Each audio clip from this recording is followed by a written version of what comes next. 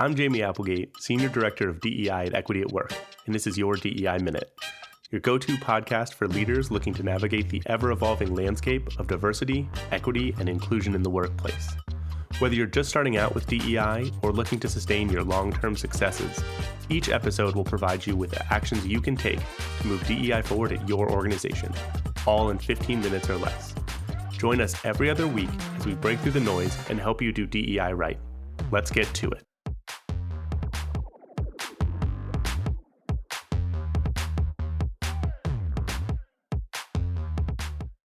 Before we get started, this is Michelle Pfefferman, and I'm really excited to let you know that my new book, Do DEI Right, is now available. This is your guide to the Equity at Work maturity model, which shows leaders how to make DEI part of every day and drive great results.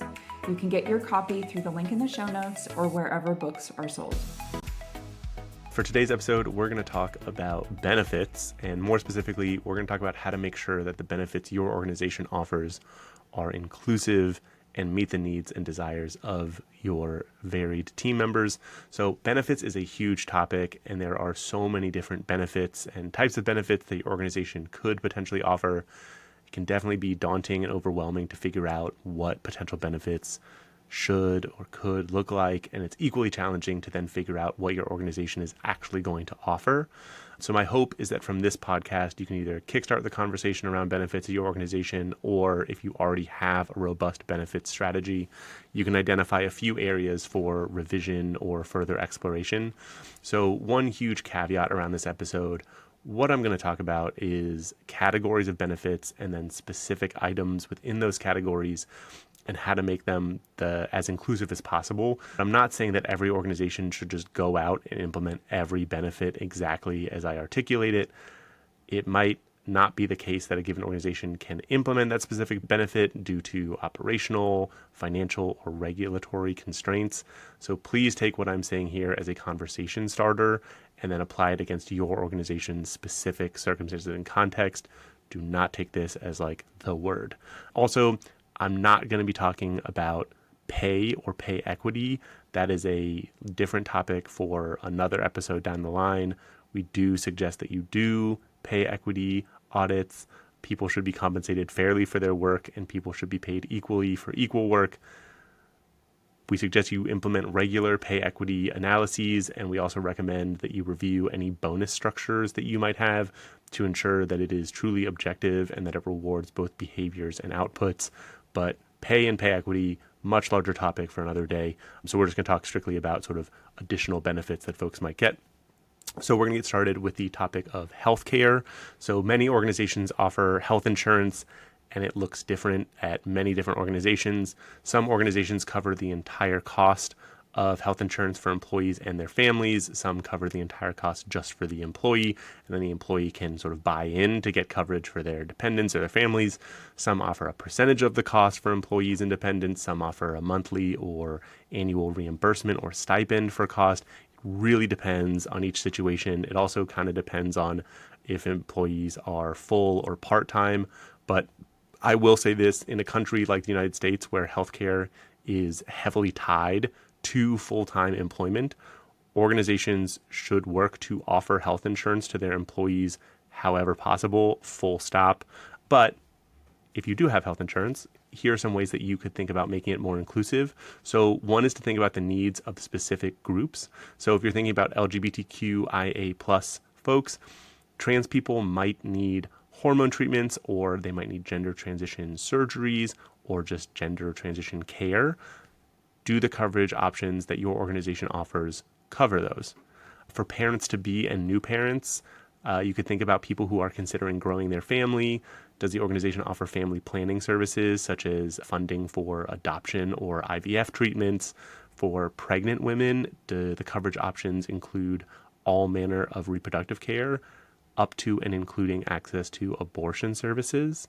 For trans healthcare and abortion services in the current political climate, many states are restricting access to these for either completely or for only emergencies or different things like that.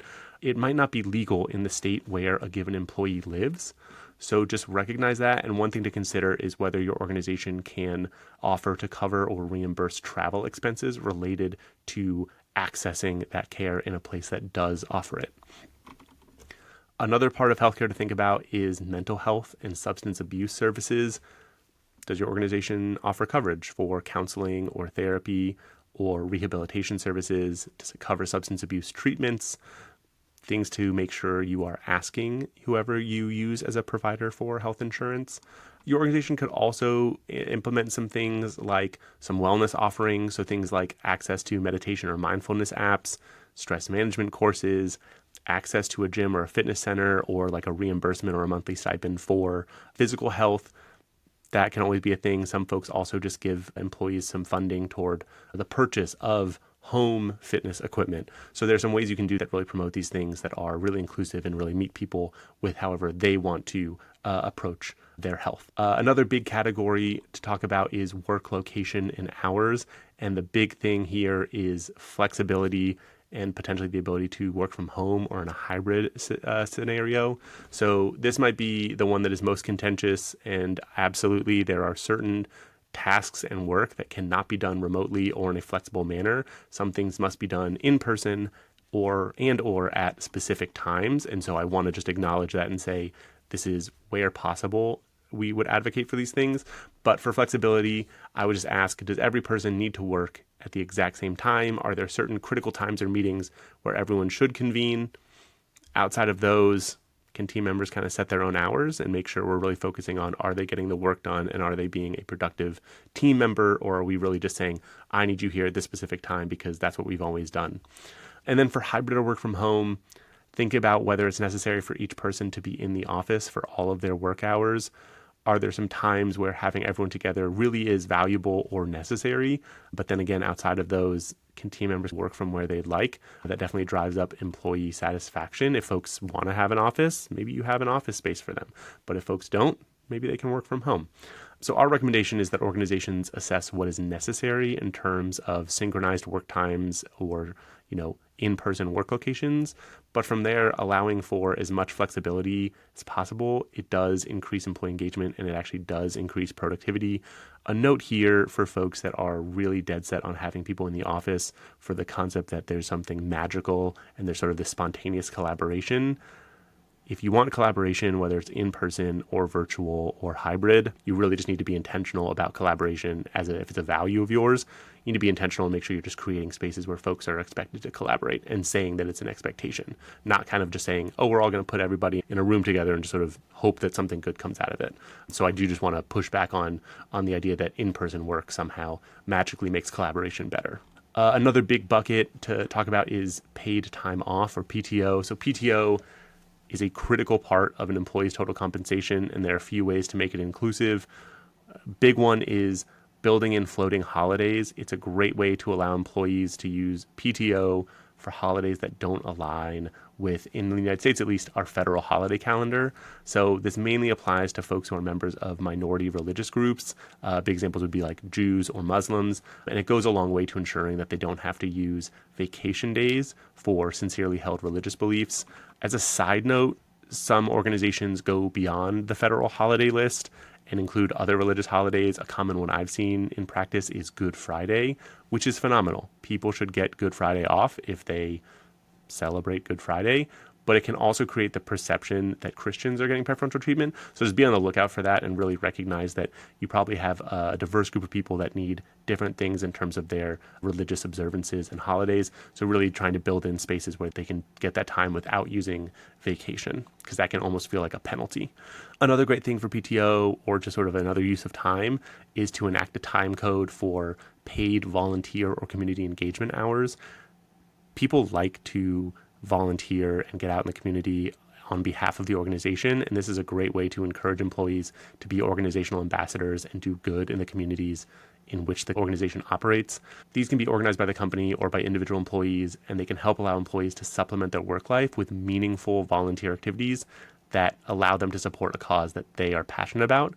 I know, for example, if you are an engineering company, maybe you want to support STEM, but maybe someone also is really passionate about homelessness or the unhoused. And so they want to go support an organization doing that. Giving them a couple hours a month to do that goes a huge way of saying that this organization supports each individual employee in following their passions. Another huge category is leaves. So parental leaves. Organizations should offer parental leave, and it should not matter if you are a mother or a father, or if the new child is arriving because there's a birth or an adoption or a placement. All parental leaves should be equal in length. You should not have longer leaves for certain folks. Regardless of circumstances, they should be equal in length, and they should be robust enough to give employees time to heal if they need time to heal, and they should give them time to spend time with their new family member. That early connection is critically important. Employees will feel much more supported if they're given some time to just spend it with their new child or the new family member. Bereavement leave, traditionally organizations kind of restrict this to immediate family and maybe some extended family. I would really strongly consider expanding this. We don't always know who the most important people are in a given employee's life, and it can be incredibly supportive to give someone a few days off for the death of a close friend, even sometimes the death of a pet. Pets are really meaningful to people. People's close friends might be their chosen family. Just really respecting people enough to make the decision about who's important enough for them that they need time to grieve. Some miscellaneous ones. This is one that I just think is really great that I've seen implemented in a couple places.